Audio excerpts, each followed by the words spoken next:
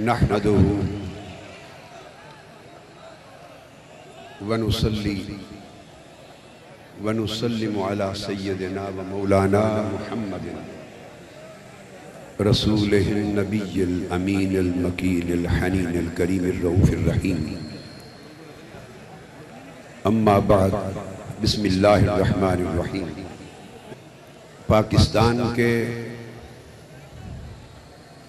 करोड़ों शहरियों, बुजुर्गों, भाइयों, बेटों, माओं, बहनों, बेटियों और इनकलाब मार्च के इस अजीम शान इज्तिमा में शरीक होने वाले ख़वातीन व हज़रात, कायद आज़म मोहम्मद अली जिन्ना ने इस कौम को 3 उसूल दिए थे: ईमान, इत्तिहाद और तंजीम। Faith, unity and discipline. अगर किसी शख्स ने कायद आज़म के दिए हुए इन तीनों उसूलों की अमली तस्वीर और निहायत ही आला नमूना देखना हो तो वो आकर इनकलाब मार्च के शुरका को देख ले।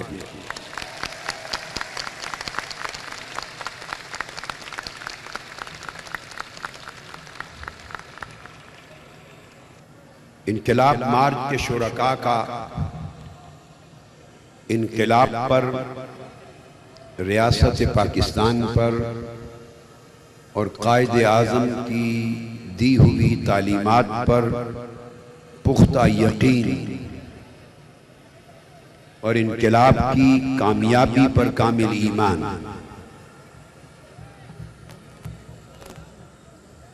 इसकी शहादत और इसका सबूत आपको इनकलाब मार्च के लाखों शुरका में से एक एक फर्द और एक एक बच्चे बच्ची के चेहरे पे नजर आता है। यकीन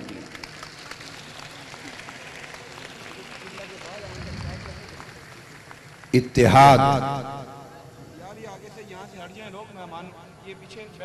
दूसरा उसूल था।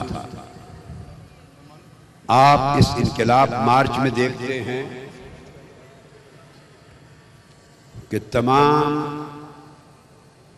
पाकिस्तान के शहरी, खा वो सुन्नी हैं या शिया, वो देवबंदी हैं या बरेलवी, वो अहले हदीस हैं या किसी भी मकतब फिक्र से ताल्लुक नहीं रखते, रिलीजियस माइंडेड हैं या सेकुलर,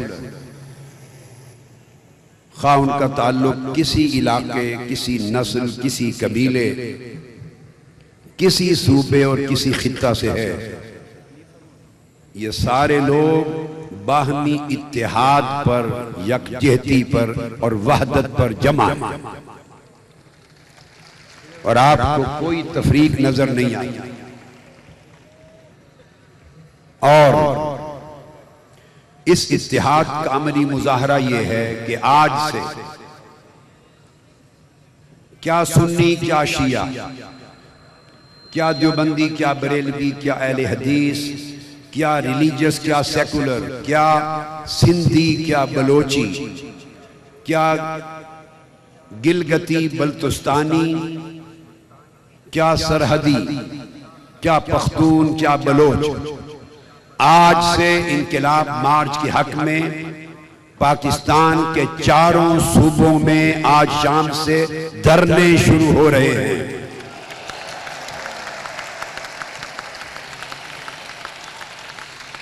और इनकलाब मार्च के हक में एक कौमी यकजहती का मुजाहरा आज शाम से शुरू हो रहा है। अब इनकलाब मार्च सिर्फ इस्लामाबाद में नहीं रहेगा आज शाम से पूरे पाकिस्तान में शुरू हो जाएगा।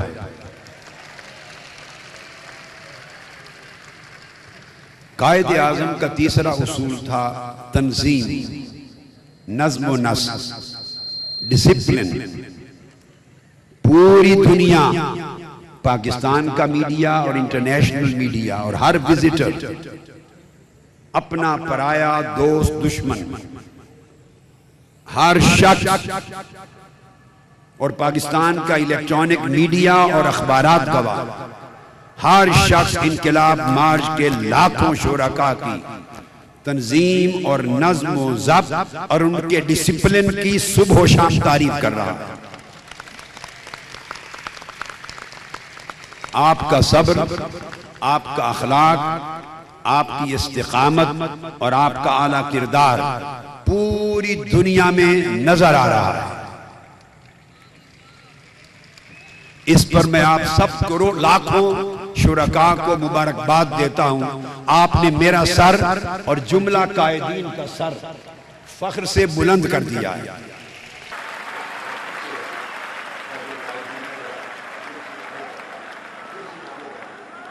बात होती है सुबह शाम हुकूमती वज़रा और हुकूमत की अलाइड जमातें, जिन्हें जाली, फस्ताई, इस्तेसाली और मक्कारी की जमहूरियत का हैजा है, जिन्हें जाली और करप्शन की जमहूरियत का हैजा है, वो रात दिन जमहूरियत जमहूरियत की बात करते हैं और हुकूमत आइन की और कानून की बात करती है। मैं वजीर आजम सो कॉल्ड नवाज शरीफ साहब से और वजीर दाखिला चौधरी निसार अहमद साहब से पूछता हूं, क्या ये आइन है, ये कानून है, ये जमहूरियत है कि मेरी जाती गाड़ी जो सिक्योरिटी का मकसद पूरा करती है उसको जैमर लगा के बंद कर दिया गया है, अब मैं किसी और गाड़ी में आया हूं जिसकी सिक्योरिटी नहीं है। जवाब दे शर्म के साथ, ये जमहूरियत है? और मुझे वफाकी दारुल हुकूमत की तरफ से, कैपिटल से और इनके काउंटर टेररिज्म के शोबे से, वजारत दाखिला की तरफ से 7 खत भेजे गए हैं, 7 जो मेरे पास है। और हर एक खत में मुझे वार्निंग दी गई है लाइफ थ्रेट की। कहीं तालिबान का नाम, कहीं मसूद कबीले के तालिबान, कहीं पंजाबी तालिबान, कहीं फुलां, कहीं फुलां, कहीं फुलां। 7 मुख्तलिफ गिरोहों की तरफ से वफाकी हुकूमत ने लोकल अथॉरिटी के जरिए मुझे लेटर पर्सनली पहुंचाए जो मेरे पास लाइफ थ्रेट है।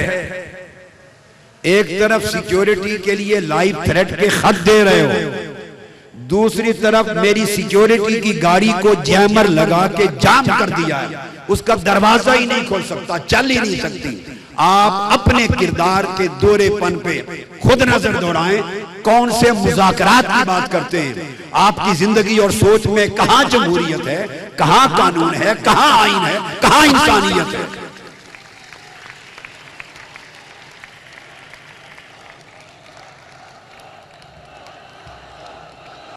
आज मैं अपने सिंधी और बलोची भाइयों से भी खिताब करना चाहता हूं। सिंध के हालात सुन लीजिए, पंजाब के तो आप हर वक्त सुनते ही हैं। 1 जुलाई 2014 लाड़काना के दारुल अमान में, ये लाड़काना ये अंदरून सिंध का एक खास रूलिंग पार्टी का कैपिटल है, नजरियाती कैपिटल। मेरे सिंधी मानुओं, आप भी मजलूम हैं और सबसे बढ़कर मजलूम। दारुल अमान से खवातीन को इंतजामिया ने दारुल अमान लाड़काना से पुलिस के साथ मिलकर खवातीन को जो दारुल अमान में थी उनको डाकुओं के हाथ में बेच दिया, डाकुओं के हाथ में बेच दिया। शर्म से डूब मरे। आप इसको आइन, कानून और जमहूरियत का नाम देते हैं। लोग क्या करें जब कानून तहफ़्फ़ुज़ न दे, आइन तहफ़्फ़ुज़ न दे, तुम्हारी असेंबलियां, पार्लियामेंट तहफ़्फ़ुज़ न दे, लड़कियां दारुल अमान से बिक जाएं डाकुओं के हाथ में, उनकी इज्जतें लूटी जाएं, तो लोग इनकलाब के लिए न उठें तो क्या करें। 2014 में इसी साल खुश्क साली, ग़िज़ाई किल्लत और सेहत के नाक़िस इंतज़ामात की वजह से आपको मालूम है थर में 350 बच्चे जान से हाथ धो बैठे। नवाज शरीफ साहब गए, फोटो सेशन करके वापस आ गए। इतने बच्चों का भूख की वजह से मर जाना, इसी का नाम आइन, कानून और जमहूरियत है। मुझे एक एक सवाल का जवाब दो। किसका नोटिस लिया गया और 350 भूख की वजह से और नाक़िस सेहत के इंतजामात की वजह से हलाक हो जाने वाले बच्चों पर तुम्हारी जमहूरियत ने क्या एक्शन लिया। इसी तरह खसरा, मीजल्स, जो कि पूरी दुनिया में अब जानलेवा मर्ज नहीं है, 2013 और 14 में सिर्फ खसरा की वजह से सिंध में 650 बच्चे हलाक हो गए, मर गए। वजह सिर्फ भूख, उनको रोटी और खाना नहीं मिला, उनको वैक्सीनेशन नहीं मिली। ऐसा जुल्म तो अफ्रीका के मुल्कों में भी नहीं होता। मैं आज पूछ रहा हूं, जवाब दो। इसका नाम जमहूरियत है। अगर ये दुनिया के किसी और जमहूरी मुल्क में ऐसे वाकयात पेश आते तो पूरी की पूरी हुकूमत अज खुद मुस्ताफी हो जाती। 25 मई 2014 को सिंध के जिला खैरपुर में 7 बदमाशों ने घरों में घुसकर लूट मार की और खवातीन के साथ इज्तिमाई ज़ियादती, गैंग रेप का इर्तिकाब किया। वो खानदान 4 माह से मुकदमा दर्ज कराने, FIR दर्ज कराने के लिए दर बदर थानों के धक्के खा रहा है, मुजाहरे कर रहा है।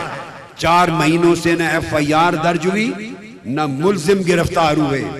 जहां कानून इतना बेबस हो जाए, जहां इंसानियत इतनी बेबस और मजबूर और लाचार हो जाए, जहां जमहूरियत इतना जुल्म बर्दाश्त करने लगे, वहां लोग इनकलाब के लिए न निकले तो क्या करें।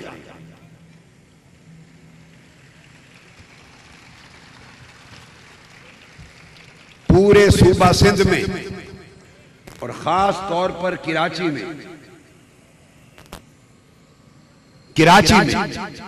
इग़वा बराए तावान मुद्दतों से हो रहे हैं।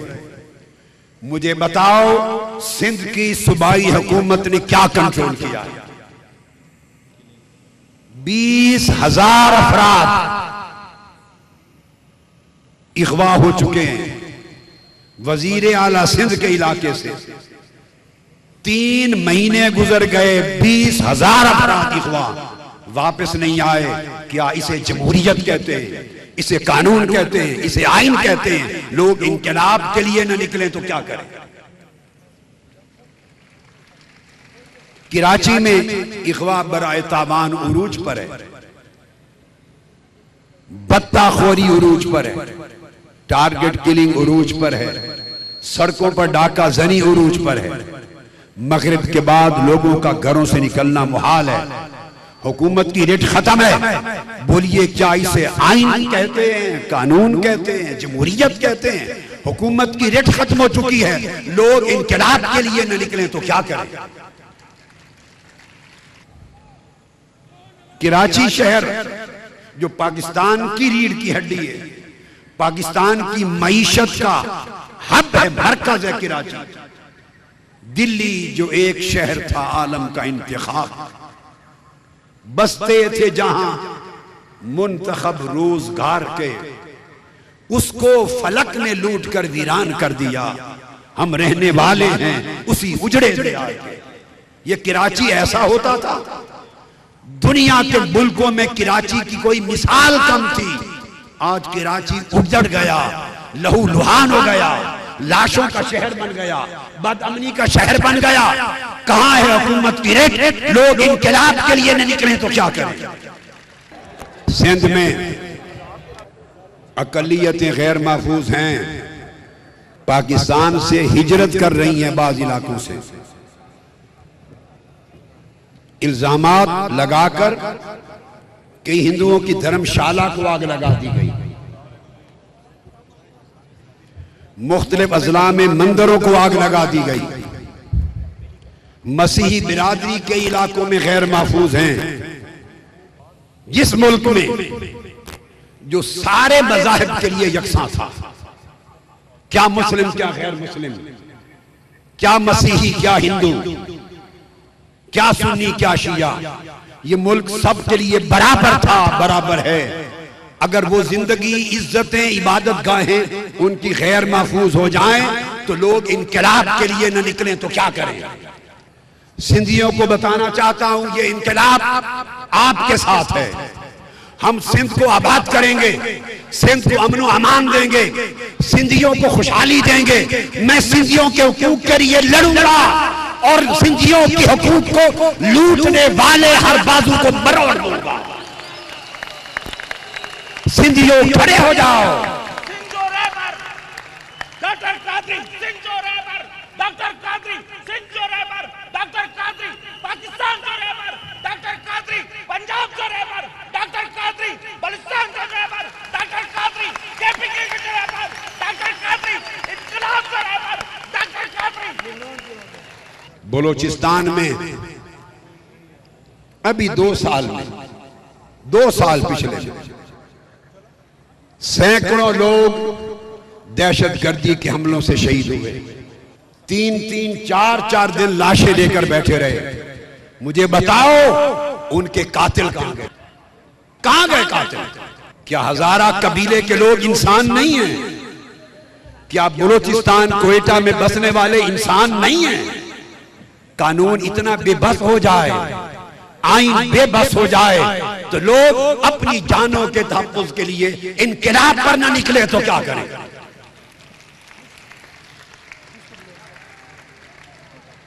बलूचिस्तान में हुकूमतें सारे बजट सिर्फ वडेरों और सरदारों को देती है।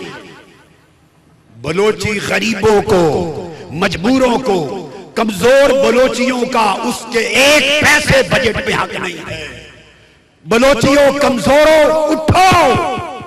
तमाम नेशनलिस्ट सिंध के ये बलोच उठो, अपने हुकूक के लिए इस इनकलाब के जरिए जंग लड़ो। मैं बलोचियों तुम्हारे साथ हूं।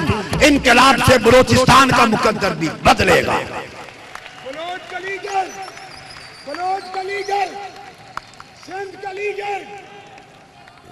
आजकल बलूचिस्तान में भी इख्वा बराए तावान उरूज पर है। 75% बच्चे बलूचिस्तान में स्कूल नहीं जा रहे। 75%। कहां गए आपके बजट? तालीम तबाह हाल है। काफी अरसे से लोकल बॉडीज के इलेक्शन बलूचिस्तान में हो गए, पंजाब में नहीं होने दिए गए, सिंध में नहीं होने दिए गए, बलूचिस्तान में हुए, मगर आज के दिन तक उनको इख्तियारात मुंतकिल नहीं किए गए। लोकल काउंसिल्स फाल नहीं हुई।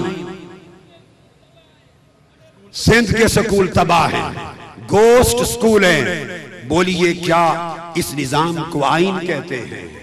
इसे कानून कहते हैं? इसे जमहूरियत कहते हैं? इसे इंसानियत कहते हैं? खुद अपने दिल पे हाथ रखकर अल्लाह को हाजिर नाजिर जानकर जवाब दो। इस निजाम को जमहूरियत माने। पूरा सूबा बलूचिस्तान सारा सिर्फ एक मेडिकल कॉलेज, क्या यह दुरुस्त है या गलत? पूरा बलूचिस्तान का सूबा एक medical college, Bolan medical college, और सिर्फ एक यूनिवर्सिटी। क्या बलोची इंसान नहीं है? उनको बराबर का हक मिलना चाहिए। हम बलोचियों के लिए भी लड़ेंगे, उनके हुकूक के लिए मरेंगे। बलूचिस्तान को जिंदा करना होगा, खुशहाल करना होगा। वहां हॉस्पिटल देंगे, यूनिवर्सिटियां देंगे, कॉलेज देंगे, स्कूल देंगे, वहां के बच्चों को तालीम देंगे इंशाअल्लाह ताला। अब बताऊं ये सारे बजट सुने, अब बता दूं ये सारे बजट हैं किन के लिए? नवाज शरीफ साहब के एक बलोची लीडर हैं, बलोची लीडर जो सबसे ज्यादा हमारे ऊपर जुल्म, जबर और तशद्दुद करने का मशवरा देते रहते हैं। नवाज शरीफ साहब को बलूचिस्तान के लीडर हैं, जमहूरियत का राग अलापते हैं। देखिए काले कपड़े के अंदर कैसे भेड़िए छुपे हुए हैं। वो एक लीडर जो सुबह शाम जमहूरियत की बात करता है, खुद वो एमएनए, खुद एमएनए, भाई उसका सूबा बलूचिस्तान का गवर्नर। जरा जमहूरियत सुनते आइए, जमहूरियत। दूसरा भाई पीएनडी का मिनिस्टर, वजीर, उसकी भाभी एक एमपी है, उसका भतीजा एमपी है, उसकी भतीजी भी एमपी है। आधा बलूचिस्तान की हुकूमत एक घर में। इसे आइन कहते हैं, इसे कानून कहते हैं, इसे जमहूरियत कहते हैं। शर्म करो, आपको जमहूरियत का नाम लेते शर्म आनी चाहिए। मैंने किसी का नाम नहीं लिया, खुद पता चल जाएगा। गवर्नर बलूचिस्तान की और उनके भाई की बात कर रहा हूं। हमारा इनकलाब तमाम वसाइल को और तमाम इख्तियारात को और खुशहाली के तमाम जराए को बिला तफरीक पाकिस्तान के करोड़ों आवाम में और सारे सूबों में बराबरी की बुनियाद पर तकसीम करना है। हम हर जगह तरक्की देखना चाहते हैं। फाटा के आवाम को कोई बुनियादी हुकूक नहीं, कोई आईनी हैसियत नहीं, कोई आईनी हैसियत नहीं। क्या जुर्म किया है? उन्होंने पाकिस्तान बनाने और पाकिस्तान के लिए रेफरेंडम करने में किरदार अदा किया था। हम उन्हें भी आईनी मुकाम देंगे। गिलगित बल्तिस्तान ने क्या कसूर किया है? उनको आईनी हैसियत क्यों नहीं दी जा रही? इनकलाब की जरूरत क्यों है? वही मौजू है आज का। आज का सारा मौजू है इनकलाब क्यों जरूरी है। और जो निजाम जिसे ये लोग जमहूरियत कहते हैं, जो मुल्क में है, क्या इससे अवाम के मसाइल हल हो सकते हैं या नहीं? अब आ जाइए सानेहा मॉडल टाउन पर। बार बार हर शख्स इस पे गौर करे।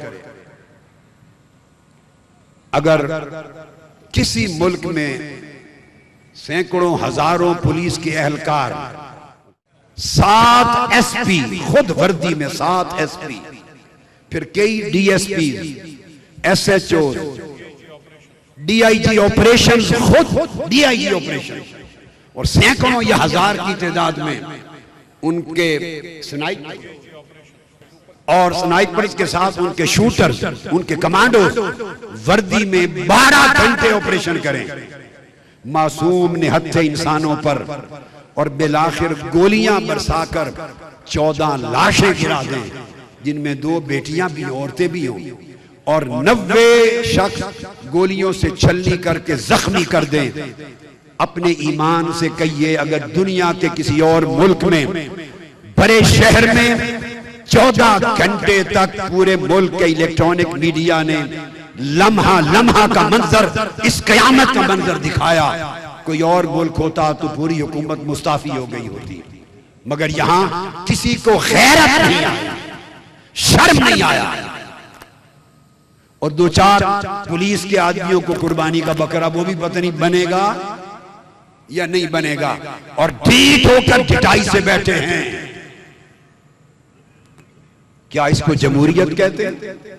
मैं मगरबी मुल्कों से पूछता हूं, अमेरिका से, बर्तानिया से, कनाडा से, फ्रांस से, जर्मनी से, स्पेन से, यूरोप से, जापान से, पूरी एम्बेसीज जहां हैं वो जवाब दें। अगर आपके कैपिटल में, किसी प्रोविंशियल कैपिटल में 14 घंटे ऑपरेशन होता, चीफ मिनिस्टर के शहर में नहीं, उसके मोहल्ले में, और टॉप लेवल के अफसर खुद कर रहे होते, और 14 लाशें और 90 जख्मी जमीन पे गिर जाते, आप जवाब दें, क्या वो हुकूमत मुस्ताफी सारी की सारी होती या नहीं? यहां क्या हुआ है? आप इसको आईन कहते हैं, ये कानून है, ये जमहूरियत है, ये इंसानियत है। और फिर आगे देखिए, ये डीआईजी ऑपरेशन से लेकर 7 एसपी और 1000 एहलकार, ये सैकड़ों एहलकार, क्या सूबे के वजीर आला के हुक्म के बगैर ऐसी क़यामत बपा कर सकते है? जुर्रत पंजाब में डेंगी का मच्छर भी पर नहीं हिला सकता शहबाज शरीफ के हुक्म के बगैर। डेंगी मच्छर हिल नहीं सकता।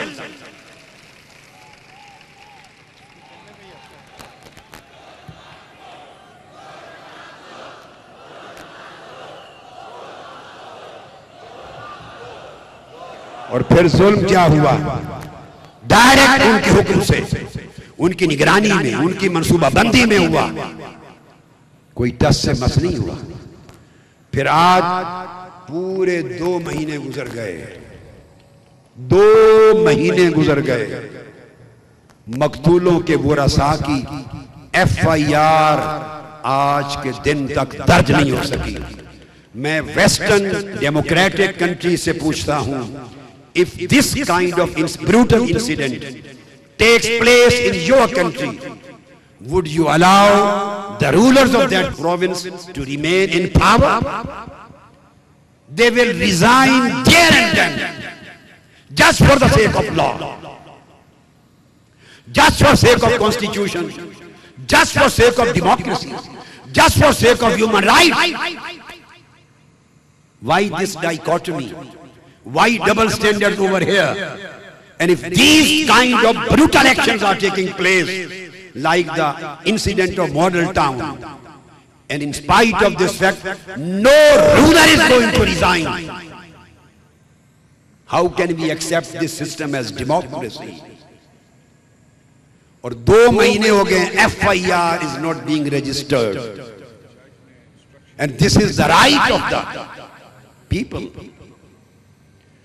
और सेशन जज, एडिशनल सेशन जज लाहौर ने ऑर्डर कर दिए, पहले दिन जब पहुंचे 15-16 तारीख, ऑर्डर कर दिए कि शरीफ बिरादरान नवाज शरीफ, शहबाज शरीफ समेत 21 responsible people against 21 persons including the both Sharif, FIR should be registered in police station.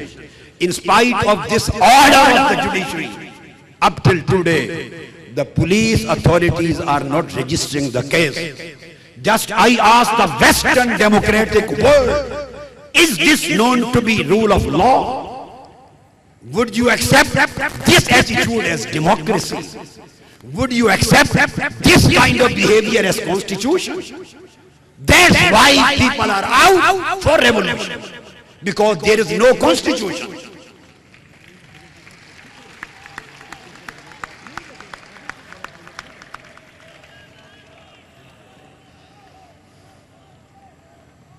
जब जज ने, जुडिशरी ने, this is respect for judiciary, आज बहुत सारे वकाला मिलकर, a very large number of lawyers, they arrived in the police station to get the case registered according to the judgment of the court.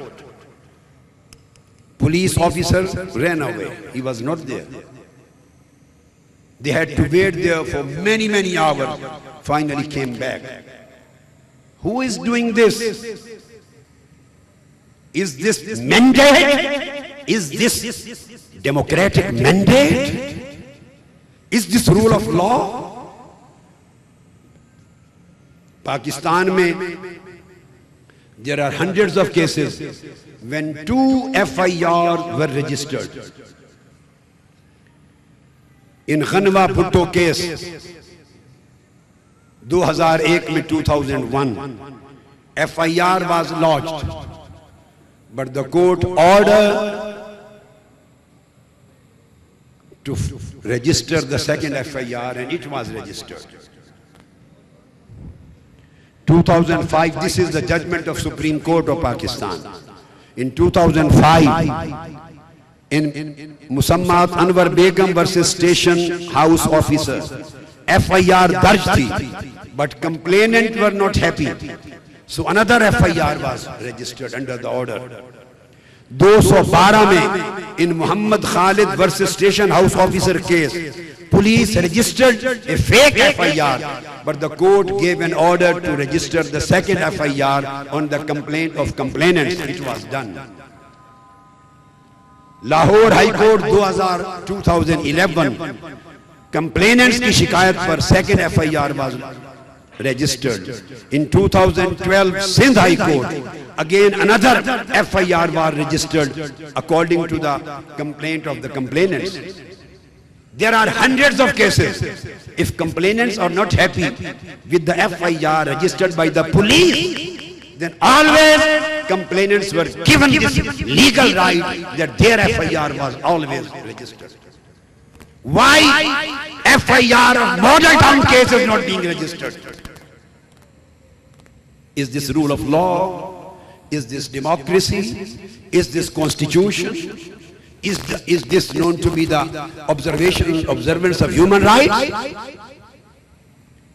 This is the reason why people are out for revolution. Reason ये है कि law fail हो चुका है. The law is totally failed. There is massive conflict of interest. Their vested interests are conflicting with the constitution. Their vested political and financial interests are in conflict with the rule of law. Their personal vested interests and corruption is in conflict with democracy. So because of this conflict, the system is not working. That's why people have come out for revolution. अब इस मुल्क में कोई system नहीं रहा.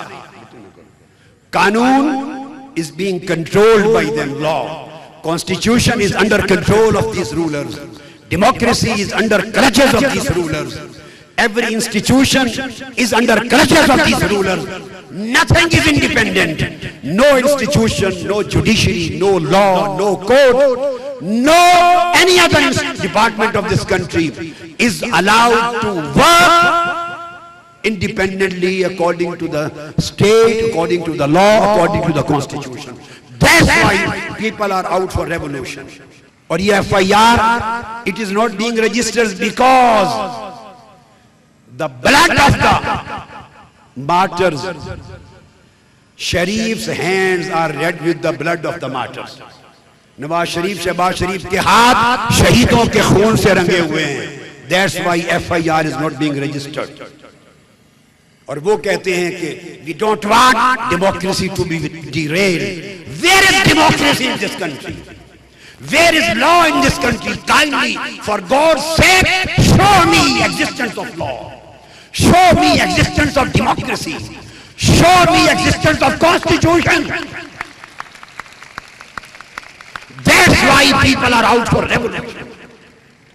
Legal system वो किसी गरीब को रिलीफ नहीं दे सकता.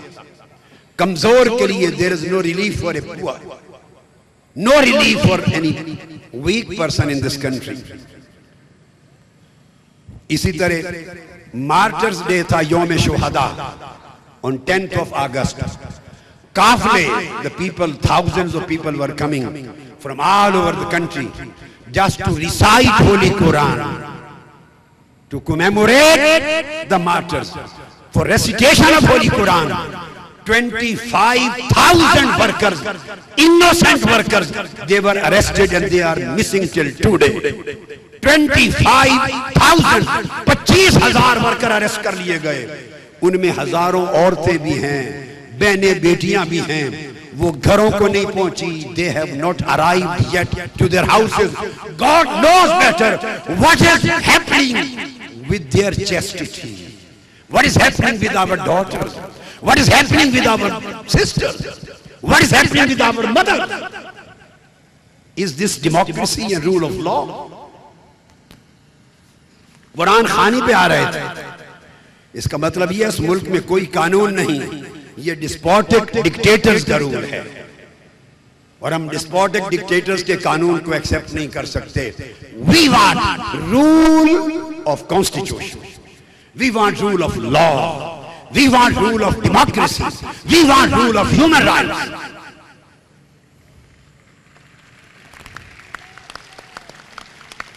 फिर देखिए, पूरा एक हफ्ता 8 दिन, for 7-8 days, the thousands of people were besieged in Model Town. Food was banned on them. Water was banned on them. They couldn't get neither food nor water nor medicine. क्या होता है? दुश्मन मुल्कों में जंगी कैदी भी चले जाए, prisoners of war, even they get food, water and medicine. The prisoners of war, according to international law, you are bound to provide them food, water and medicine. The prisoners of war. But the Pakistani people, for 8 days, more than 25,000 people, 25,000 कैदी बना के रखे गए, न खाना न पानी न मेडिसिन. ये जमहूरियत है? मुझे इन सवालों का जवाब चाहिए. नवाज शरीफ, मुझे आपके मजाक रात नहीं चाहिए, आपके मजाक की रात नहीं चाहिए. क्या कह रहा हूं? मजाक रात नहीं, मजाक रात नहीं चाहिए. I want answer to this question. मेरे सवालात का जवाब दो. कहां है आईन, कहां है कानून, कहां है जमहूरियत, कहां है इंसानियत?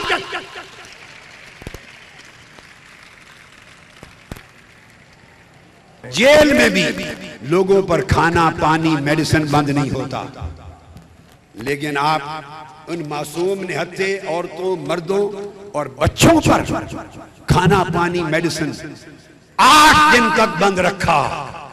न निकल सकते थे, न बाहर से आ सकते थे, न लाइट का इंतजाम कर सकते थे, न दरिया आने दी गई, न शामियाने आएगी. सारा दिन धूप में मरते थे, न साउंड सिस्टम आने दिया गया. कैदियों से भी बदतर सलूक. उसके बावजूद ये लाखों का काफिला यहां पहुंचा, लाखों का काफिला पहुंचा. अगर ये हाल ना होता तो ये समंदर तुम्हें बहा कर ले जाता. और तुम्हें बहा के ले जाने के लिए ये समंदर ही काफी है. More than another.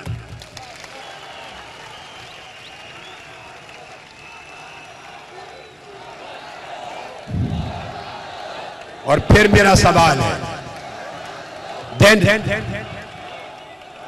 then I ask highly honorable and respectable ambassadors and high commissioners of the foreign world, and I ask the democratic countries of the Western world and their honorable representatives and academic think tanks of the foreign world and human rights of the whole world, and I ask human rights organizations, in spite of all these things, our workers are still peaceful, non-violent. And then another important thing, there was a complete shutdown of Punjab for 2 weeks, approximately.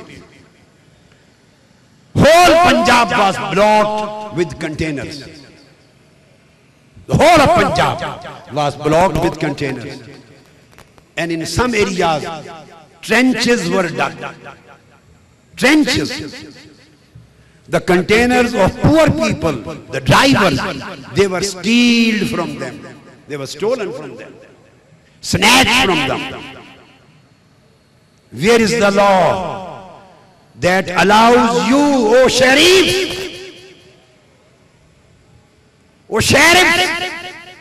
show me the law which allows you to steal and snatch the containers from the people without their consent, without paying them single penny. They were crying and shouting. Is this democracy?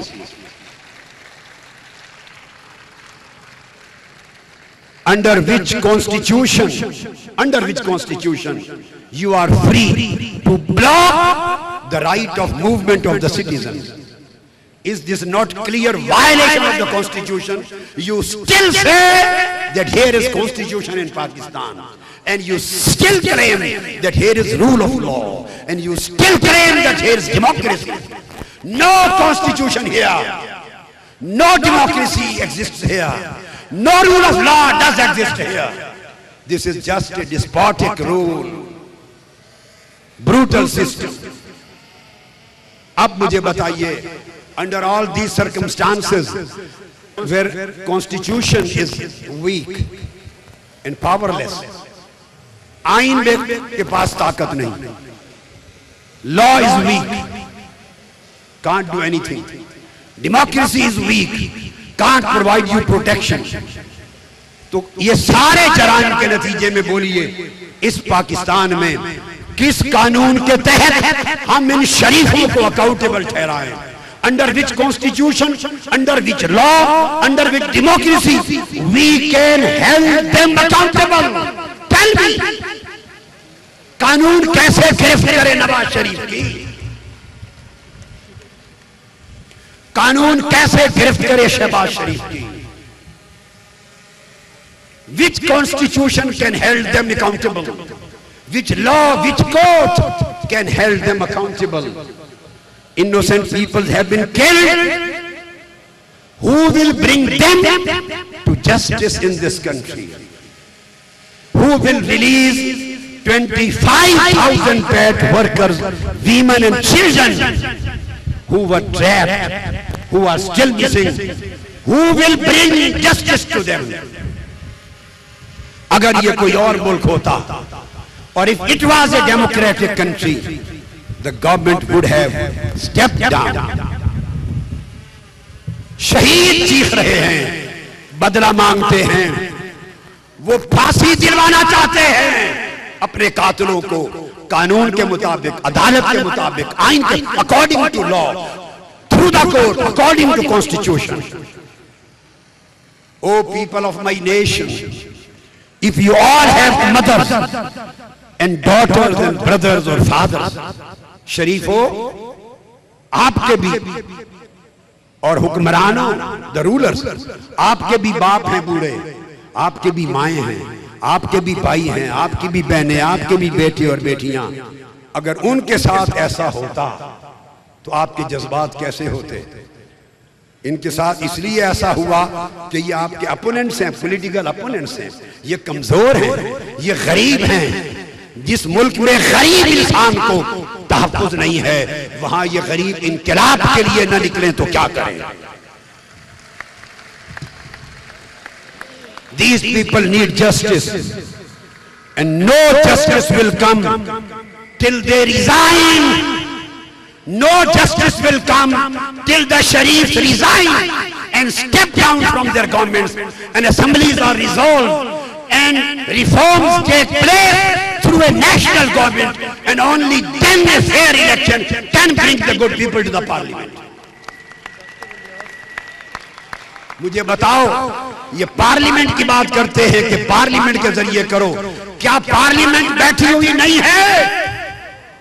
क्या इस मुल्क की parliament को 14 शहीद नजर नहीं आ रहे? गुंगे क्यों हो गए हो मेंबरान पार्लियामेंट?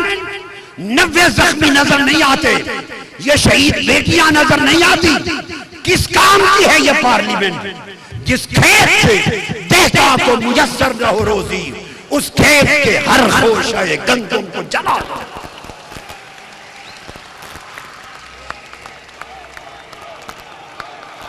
फिर ये फ्रॉड करते हैं, फ्रॉड कि हमने इंक्वायरी ट्राइब्यूनल बनाया, the biggest fraud in our history. Inquiry tribunal. Inquiry tribunal was not allowed to order the registration of FIR of the complainants. He was not given the mandate. The tribunal judge was not given the mandate to fix the responsibility. Then what? ये मेरे हाथ में है. I am holding the official letter of the Home Department of Punjab. और home ministry किसके पास है पंजाब की? शहबाज शरीफ. He himself is the home minister. He is the chief minister, he is the home minister, and 10 or 12 ministers are already in Shehbaz Sharif. 10, 12 ministries, including the home ministry. Inquiry tribunal on 20th of June 2012 wrote a letter to the Home Secretary of the Government of Punjab asking conferment of additional powers under section 11 of the Punjab Tribunals of Inquiry, Ordinance 1961, so that he may give an additional powers. Why? So that he may get authority to order the registration of our FIR, the complainant's FIR, so that he may fix the responsibility. He may fix the responsibility.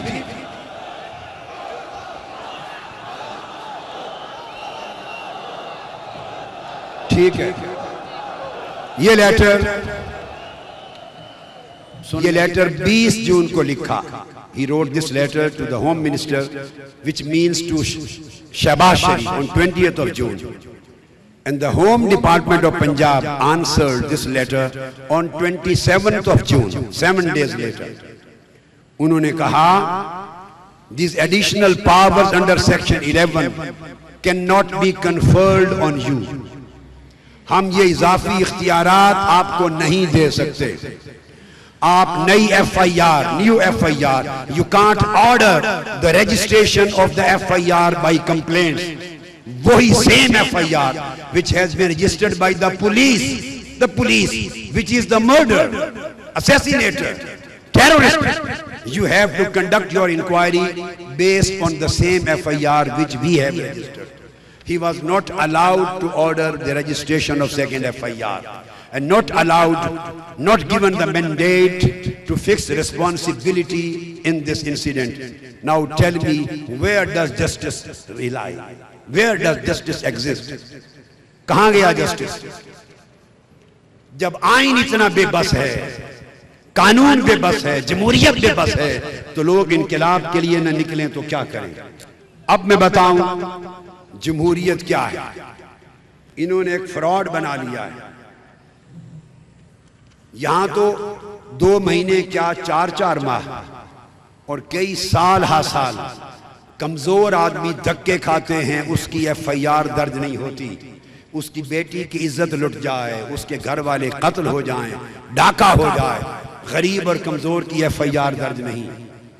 कानून गरीब को तहफ़्फ़ुज़ नहीं देता. हम जो democracy लाना चाहते हैं, democracy which we want to bring in this country, उसका नक्शा सुन लें. इंशाअल्लाह इनकलाब के बाद जब भी कोई जुर्म होगा तो कानून बना दिया जाएगा इंशाअल्लाह ताला कि FIR 24 घंटे के अंदर रजिस्टर हो जाए. जो थानेदार रजिस्टर नहीं करेगा नौकरी से बर्खास्त कर दिया जाएगा.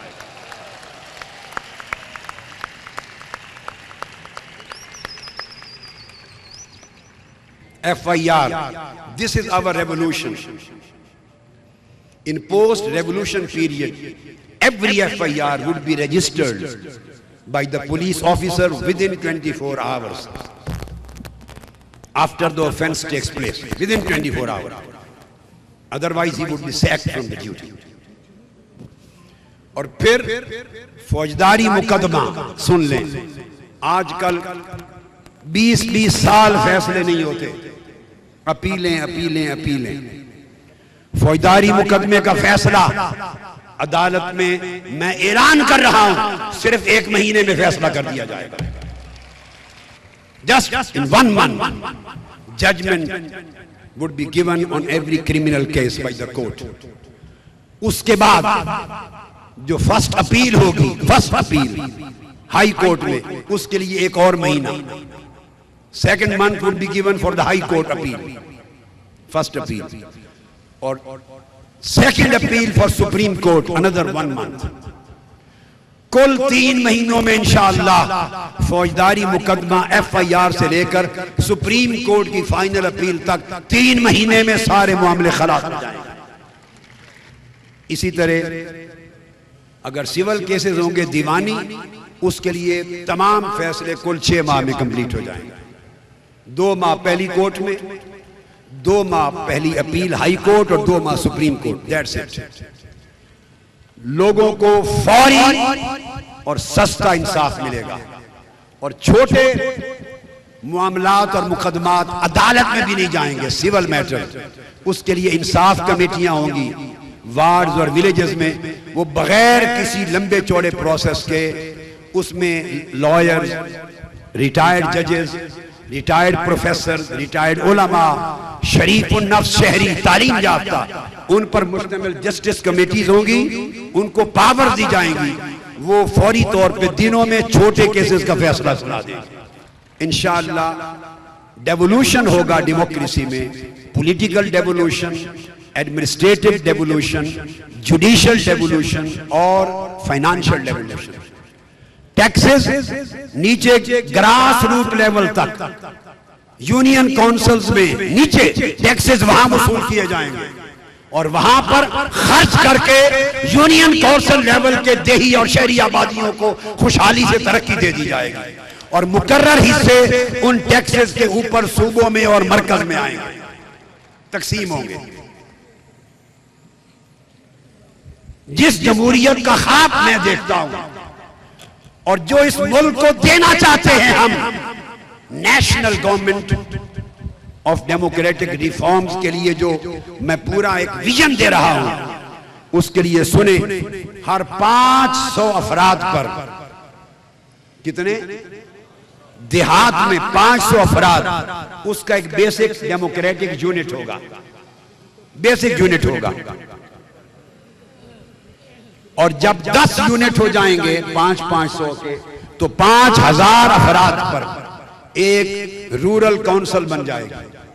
5000 अफराद पर वो रूरल काउंसिल के पास क्या होगा, सुन लीजिए, 5000 बंदों पर, हर 5000 बंदों पर रूरल काउंसिल में मेडिकल सेंटर भी होगा, एजुकेशन के लिए स्कूल भी होगा, पुलिस भी होगी, मैजिस्ट्रेट भी होगा, सिविल जज भी होगा, एग्रीकल्चरल बैंक भी होगा, एग्रीकल्चरल एडवाइस सेंटर भी होगा, सपोर्ट मार्केट भी होगी, स्पोर्ट फील्ड भी होंगे, सोशल क्लब भी होगा और IT क्लब भी होगा, हर 5000 बंदों की काउंसिल पर। ये वो ख्वाब है जो मैं पाकिस्तान में देखना चाहता हूं।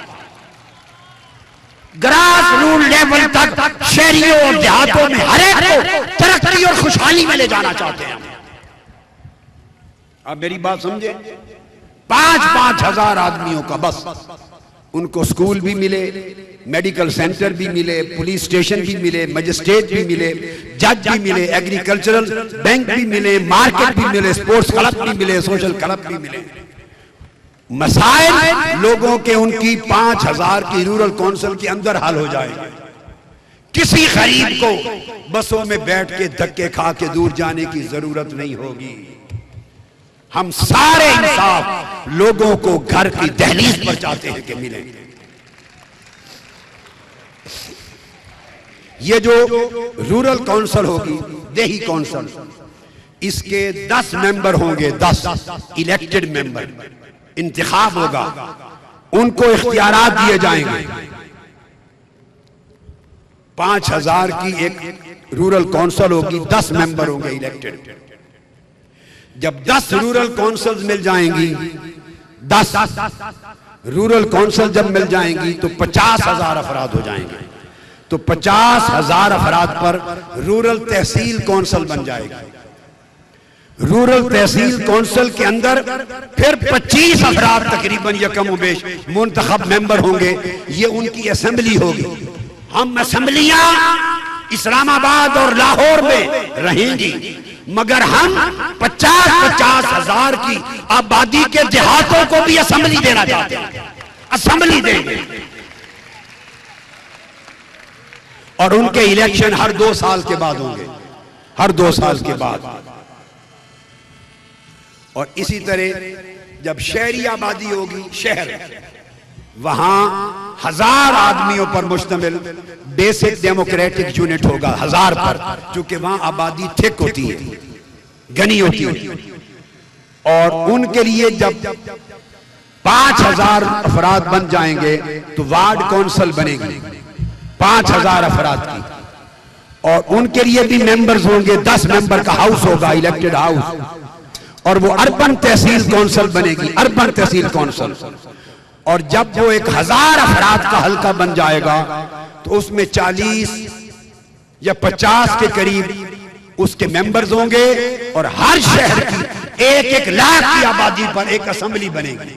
असेंबली उनको पावर देंगे, सियासी इख्तियारात, इंतजामी इख्तियारात, उनके पास टैक्स आएंगे, वो सड़कें बनाएंगे, वो आपकी तमाम रूरल तरक्की करेंगे, अदालतें होंगी, मैजिस्ट्रेट होंगे, जज होंगे, कॉलेज होंगे, मेडिकल हॉस्पिटल्स होंगे, सारी सहूलतें हम ग्रास रूट लेवल तक नीचे लोगों के घरों में पहुंचा देंगे। इनके इलेक्शन भी हर 2 साल के बाद होंगे, और हर सतह फिर इससे ऊपर सतह आएगी तहसील की, बड़ी बढ़ती जाएगी। फिर डिस्ट्रिक्ट असेंबली होगी, फिर जिला सतह पर मिनिस्टर्स होंगे, जिली मिनिस्टर्स होंगे। आपके सारे काम अपनी तहसील और जिला में हो जाएंगे, और हाई कोर्ट का बेंच भी जिला के अंदर आ जाएगा। हाई कोर्ट का बेंच। और अब डिवीजन तो समझते हैं ना आप। मसलन कोई जगह फैसलाबाद ले लें तो तहसील में डिस्ट्रिक्ट मजिस्ट्रेट आ जाएंगे, जिला के अंदर हाई कोर्ट आ जाएगी, और फैसलाबाद डिवीजन भी है ना, सरगोदा भी डिवीजन है, डेरा इस्माइल खान डिवीजन है, डीजी खान डिवीजन है, मुल्तान डिवीजन है, बहावलपुर डिवीजन है। इन सारे डिवीजन पर इस तरह सक्खर डिवीजन है, लाड़काना डिवीजन है, हैदराबाद डिवीजन है, जैकबाबाद डिवीजन है, शायद सिद्दी डिवीजन है, क्वेटा डिवीजन है, शायद मच डिवीजन है। इस तरह तमाम सूबों के अंदर जितने डिवीजन हैं, हजारा है, इन तमाम डिवीजन पर सुप्रीम कोर्ट का बेंच लग जाएगा। अवामुन्नास को आखिरी अपील सुप्रीम कोर्ट के लिए भी चल के इस्लामाबाद आने की जरूरत नहीं होगी। हम इस निजाम को जो कंप्लीट डेवोल्यूशन है, कंप्लीट डिसेंट्रलाइजेशन है, डेवोल्यूशन है हर चीज का, और ग्रास रूट लेवल तक, कस्बे तक, गांव तक, यूनियन काउंसिल तक, तहसीलों तक, शहरों तक, छोटी छोटी आबादियों तक सारी सहूलतें, वसाइल, अदल और इंसाफ और इख्तियारात और खुशहाली और तरक्की आपको नीचे तक फैला देना, इसको जमहूरियत कहते हैं। अमेरिका में यह निजाम है, कनाडा में यह निजाम है, बरतानिया में यह निजाम है, फ्रांस, जर्मनी, स्पेन, हॉलैंड, जहां जाएं यूरोप में यह निजाम है, जापान में यह निजाम है, साउथ कोरिया में यह निजाम है, चाइना में यह निजाम है, दुनिया के हर छोटे बड़े मुल्क में यह निजाम है। पाकिस्तान में क्यों ना हो? यह इनकलाब है।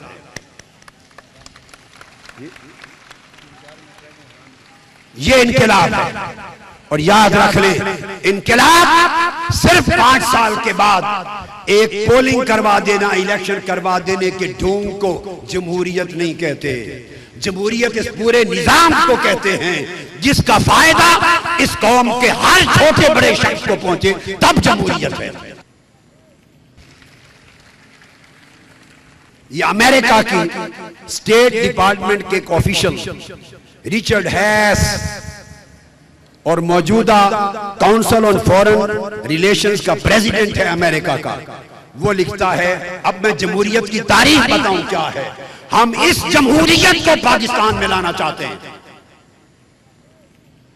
वो लिखता है, democracy is more than election.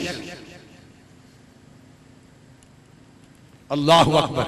वो गवाही दे दी जो बात हम कह रहे हैं, वो अमेरिका के पॉलिटिकल साइंटिस्ट और उनकी फॉरेन अफेयर्स के सदर कह रहे हैं। वो कहते हैं democracy is more than election. जमहूरियत सिर्फ इलेक्शन का नाम नहीं, इलेक्शन से बहुत कुछ ज्यादा है।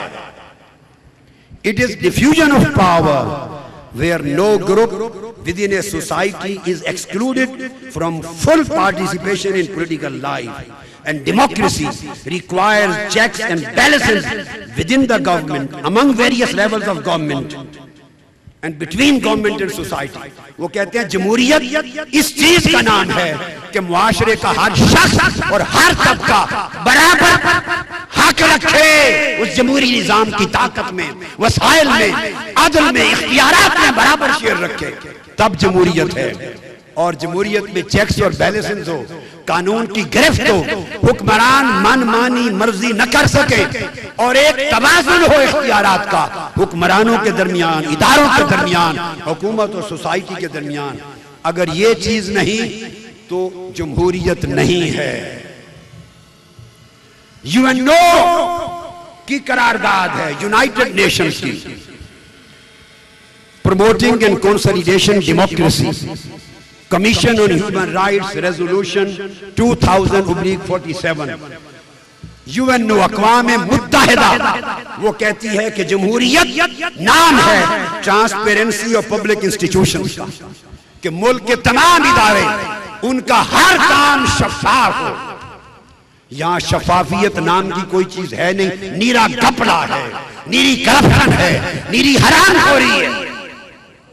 सुप्रीम कोर्ट ऑफ पाकिस्तान ने, वो जो पिछले चीफ जस्टिस थे चौधरी इफ्तिखार, उन्होंने 22 जुलाई 2013 की सन 22 जुलाई 2013 को जजमेंट दी। सुप्रीम कोर्ट ने फैसला किया कि मुल्क के सबसे बड़े बड़े 58 इदारे कौमी, 58 national institutions of Pakistan, their chief executive cannot be appointed by the prime minister or the minister. This was a judgment given by the Supreme Court of Pakistan on 22nd of July 2013 in Khaja Asif versus Federation of Pakistan. This case ban कर दिया और एक आला इख्तियाराती commission बनाया for the appointment of chief executive. Supreme court फैसला दे रही है। नवाज शरीफ साहब ने चंद महीनों में अपना जाती नोटिफिकेशन जारी किया और सुप्रीम कोर्ट की जजमेंट को कैंसिल कर दिया और उन कौमी इदारों में से 38 और बाद में और भी उनको नोटिफिकेशन के जरिए सुप्रीम कोर्ट की दी हुई लिस्ट से खारिज कर दिया और अपने पास और अपने वजीरों के पास चीफ एग्जीक्यूटिव की अपॉइंटमेंट का इख्तियार दे दिया।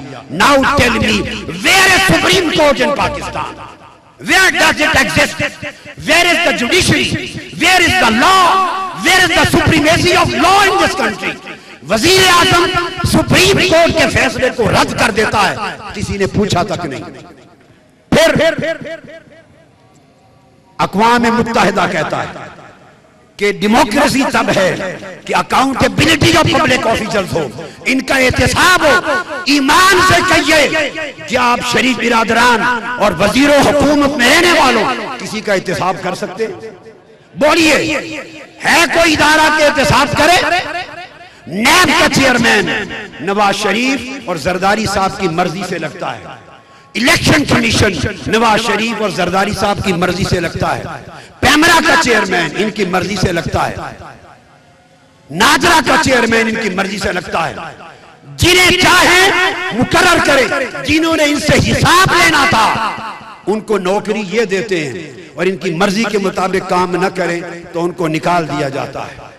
लिहाजा मैंने आज ये बात समझाई कि जो जमहूरियत के उसूल हैं बैनुल-अक़वामी तौर पर पूरी जमहूरी दुनिया में, उसमें से कोई शय पाकिस्तान में एग्जिस्ट नहीं करती। लिहाजा ये निजाम गरीबों को, करोड़ों लोगों को डिलीवर नहीं कर सकता। That's why the people are out for revolution. इसलिए हम इनकलाब के मार्च लेकर आए हैं कि इदारे मफलूज हो चुके, जमहूरियत मफलूज हो चुकी, कानून पैरालाइज हो चुका, अदल और इंसाफ खत्म हो चुका। अब गरीबों को अदल मिलेगा सिर्फ इनकलाब के जरिए, इंसाफ मिलेगा इनकलाब के जरिए, दादरसी मिलेगी इनकलाब के जरिए। इनकलाब इंशाअल्लाह आएगा।